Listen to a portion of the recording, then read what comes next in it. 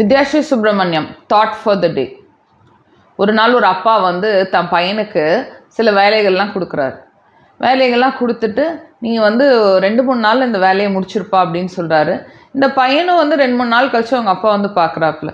பார்த்துட்டு, அப்பா நீங்கள் சொன்னது எல்லா வேலையும் என்னால் செய்ய முடியல, சில வேலைகள்லாம் செஞ்சேன், சில வேலைகளை செய்ய முடியல அப்படின்னு சொல்கிறாரு. ஏன்ப்பா செய்ய முடியல அப்படின்னா, இல்லைப்பா நீங்கள் சொன்னதை ஒன்று தான் செஞ்சிட்ருந்தேன், ஆனால் நான் வந்து அந்த டைமுக்கு முடிக்க முடியலப்பா அப்படின்னு சொல்கிறாரு. அப்படி இவர் சொல்கிறாரு, ஓகே உனக்கு இன்னும் எத்தனை நாள் டைம் இருந்தால் அதை முடிக்க முடியும்னு நினைக்கிறேன். இன்னும் ஒரு 3 நாள் இருந்தால் டைம் இருந்தால் முடிச்சிருவேன்ப்பா அப்படின்னா, சரிப்பா நீ 3 நாள் எடுத்துக்கோ, ஆனால் நான் சொன்ன வேலையை மட்டும் முடிச்சிரு அப்படின்னு சொல்கிறாரு. ஸோ இந்த பையன் வந்து என்ன பண்ணுறான், 3 நாள் கழிச்சு வந்து, ஆமாப்பா கிட்டத்தட்ட முடிச்சிட்டேன், நான் கொஞ்சோண்டு பெண்டிங் வச்சுருக்கேன் அப்படின்னு சொன்னோன்னே, உனக்கு அந்த பெண்டிங் வேலை முடிக்க எவ்வளோ நாள் ஆகும்னு கேட்குறாரு. அவர் வந்து சொல்கிறாரு, இந்த பெண்டிங் வேலை முடிக்கிறதுக்கு இன்னும் எனக்கு 1 நாள் டைம் டைம், ஓகேப்பா 1 நாள் எடுத்துக்கோ அப்படின்னு சொல்கிறாரு. ஸோ இந்த பையன் வந்து கிட்டத்தட்ட 7-8 நாள் டைம் எடுத்துக்கிறாப்புல அவங்க அண்ணா சொன்ன வேலையை முடிச்சிடுறாப்புல. அப்புறம் அவங்க அப்பாட்ட சொல்கிறாப்புல, அப்பா நீங்கள் சொன்ன வேலை எல்லாமே 100% முடிச்சிட்டேன் அப்படின்னோடனே அவங்க அப்பா கேட்குறாரு, உனக்கு எப்படிப்பா இருக்குது, how do you feel about it அப்படின்னோடனே, ஓகேப்பா நான் முடிச்சிட்டேன்னு ஒரு சந்தோஷமாக இருக்குது அப்படின்றாரு.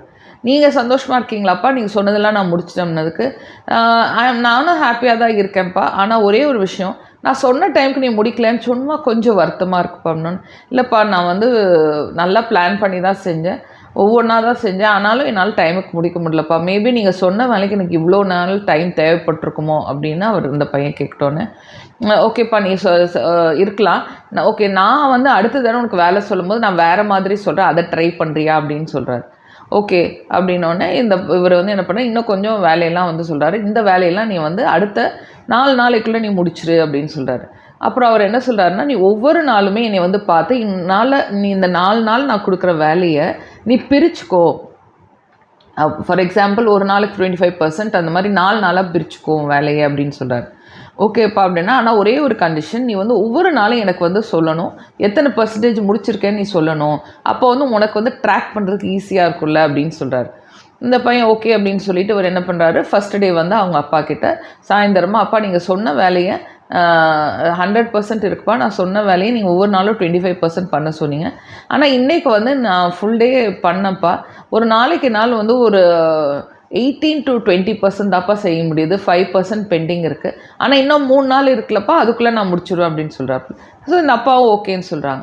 அடுத்த நாள் சாயந்தரம் மீட் பண்ணும்போது அந்த பையனை கேட்குறாங்க, இன்னும் எவ்வளோ ப்ரோக்ரஸ் ஆகிருக்கு அப்படின்னு கேட்டதுக்கு அந்த பையன் வந்து, அப்பா நான் வந்து கிட்டத்தட்ட இன்றைக்கி கொடுத்த வேலை எல்லாமே முடிச்சிட்டேன், ஆனால் நேற்று வச்ச பெண்டிங் வேலை மட்டும் கொஞ்சம் இருக்குது, அதை நான் வந்து இன்றைக்கி ட்ரை பண்ணுறப்ப, இல்லாட்டி நாளைக்கு வரும்ல, நாளைக்கு நான் முடிச்சிடுறேன் அப்படின்னு இந்த பையன் சொல்கிறாப்பு. அப்புறம் 3rd டே கேட்கும்போது அந்த பையன் சொல்கிறாப்புல, அப்பா கிட்டத்தட்ட நான் வந்து அந்த பழைய வேலை எல்லாமே முடிச்சிட்டேன், இன்னைக்குள்ள வேலை மட்டும் கொஞ்சோண்டு பெண்டிங் இருக்குது, ரொம்ப மினிமம் தான், அப்போ ஒரு 5% தான் பெண்டிங் இருக்குது, அதை நாளைக்குள்ளே நான் முடிச்சிடுவேன் அப்படின்னு சொல்கிறாப்புல. இந்த அப்பா வந்து சரின்னு சொல்லிட்டு சிரிச்சுட்டு, ஓகேப்பா நாளைக்கு முடிச்சிடு அப்படிங்கிறாங்க. ஸோ அந்த 4th டே ஈவினிங் அவங்க அப்பா பார்க்கும்போது இந்த பையன் சொல்கிறாப்புல, அப்பா ஆல்மோஸ்ட் நான் என்னோடய எல்லா வேலையும் நான் முடிச்சிட்டேன்ப்பா, நீங்கள் சொன்ன மாதிரி நான் வந்து பிரித்து பண்ணிட்டேன், முடிச்சிட்டேன், ஆனால் ஒரு சின்ன க்ளோஷர் மட்டும் இருக்குப்பா, அதை நான் நாளை காலையில் முடிச்சிடுவேன் அப்படின்னு சொன்னோன்னே இந்த பையன் வந்து இவர் வந்து ஓகே அப்படின்னு சொல்கிறார்.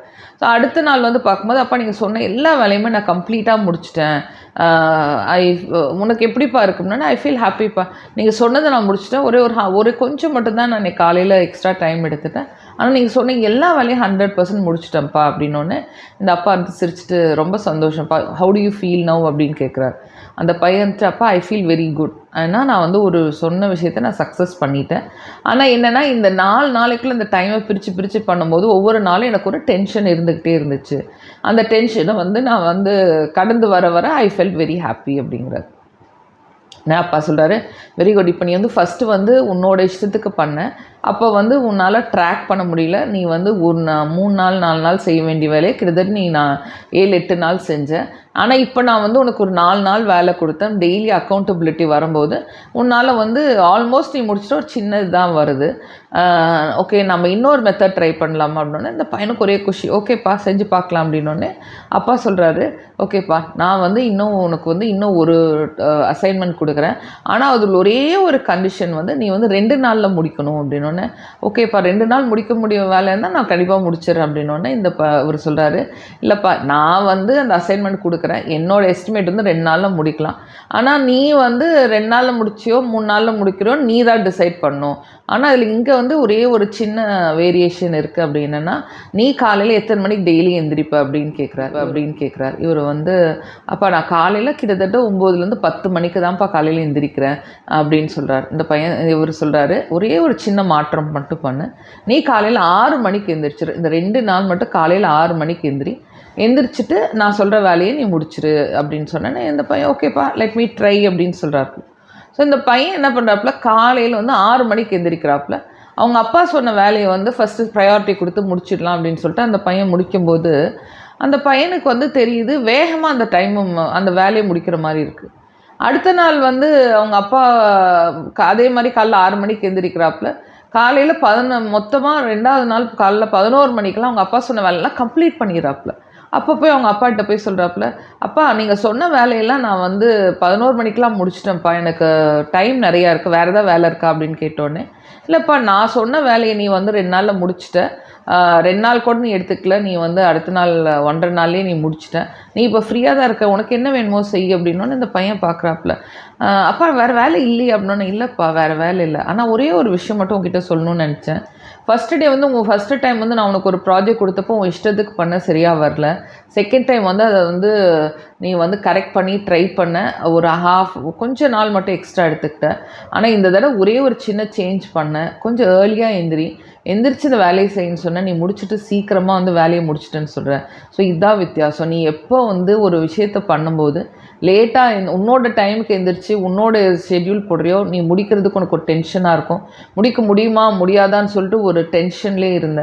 ஆனால் இதை வந்து நீ வந்து டக்குன்னு முடிச்சோடனே எனக்கு ரொம்ப ஹாப்பியாக இருந்துச்சு. வேறு எதாவது செய்யலாமான்னு வந்து கேட்குற. இதான்ப்பா ப்ரொடக்டிவிட்டி, ப்ரோக்ரெஸ் எல்லாம். இந்த மாதிரி நீ வந்து உன்னோட கம்ஃபர்ட் ஜோன்லேருந்து வெளியே வந்து அதுக்கு தகுந்த மாதிரி நீ பிளான் பண்ணினா கண்டிப்பாக உனக்கு வாழ்க்கையில் சக்ஸஸ் வரும் அப்படின்னு சொல்கிறாரு. So early to bed early to rise அப்படின்னு நமக்கு சொல்லுவாங்க. அதே மாதிரி நம்ம வந்து எவ்வளோ ஏர்லியாக படுக்கிறோமோ, அதே மாதிரி எவ்வளோ ஏர்லியாக எந்திரிக்கிறோமோ, நமக்கு ஒரு நாளைக்கு செய்யக்கூடிய வேலைகள் நிறையா இருக்குது, நிறைய ப்ரொடக்டிவிட்டி இருக்குது, நிறையா ஃப்ரீ டைமும் இருக்கும். லேட்டாக எந்திரிச்சோம் அப்படின்னா எப்போதுமே ஒரு டென்ஷனாக இருக்கும். எங்கள் கடையில் வந்து ஒரு பொண்ணு பல வருஷத்துக்கு முன்னாடி வேலை செஞ்சது. அந்த பொண்ணு எப்போ பார்த்தாலும் நம்மளோட கடை டைமிங் வந்து 9:30, ஆனால் அந்த பொண்ணு வந்து எவ்ரி டைம் 10:15 தான் வரும். இத்தனைக்கும் அந்த பொண்ணு பஸ்லேலாம் வராது, ஸ்கூட்டரில் தான் வரும். அந்த பொண்ணு என்ன பண்ணும் அப்படின்னா, நான் வந்து ரொம்ப சொல்லிகிட்டே இருப்பேன், இப்போ நீங்கள் வந்து 9:30க்கு வரணும், அட்லீஸ்ட் நீங்கள் 9:45 வந்தீங்கன்னா பரவாயில்ல, ஆனால் நீங்கள் 10:15 வரது அக்செப்டபிள் இல்லை அப்படின்னு நான் சொல்லிகிட்டே இருப்பேன். ஸோ அந்த பொண்ணு என்ன பண்ணும் அப்படின்னு பார்த்தீங்கன்னா, வரும்போதெல்லாம் ஒரே டென்ஷனாக தான் வரும். நான் சொல்லுவேன், நீ வந்து இந்த ஸ்கூட்டரில் வந்து நீ இவ்வளோ தூரம் வரும்போது இவ்வளோ டென்ஷனாக வரதே உனக்கு நல்லதில்லை, உன்னோட டிரைவிங்கில் சேஃப்டி இருக்காது. ஏன் நீ ஒரு அரை நேரம் பிளான் பண்ணி நீ இப்போ 6 மணிக்கு எந்திரிக்கிறியா, நீ 5:30 மணிக்கு எந்திரிச்சு ஏன் செய்ய முடியாது அப்படின்னு பார்த்தா, இந்த பொண்ணு என்ன பண்ணும் அப்படின்னு பார்த்தீங்கன்னா, எல்லாம் லேட்டாக நைட் அவங்க வீட்டில் எல்லாம் 12 மணிக்கு தான் படுப்பாங்க. அப்புறம் பேசிகிட்டே இருப்பாங்க. அன்றைக்கு அந்த ஒழுங்காக ஆர்கனைஸ்டாக இல்லாதனால அந்த நாள் காலையில் அந்த பொண்ணு எந்திரிக்க முடியாது.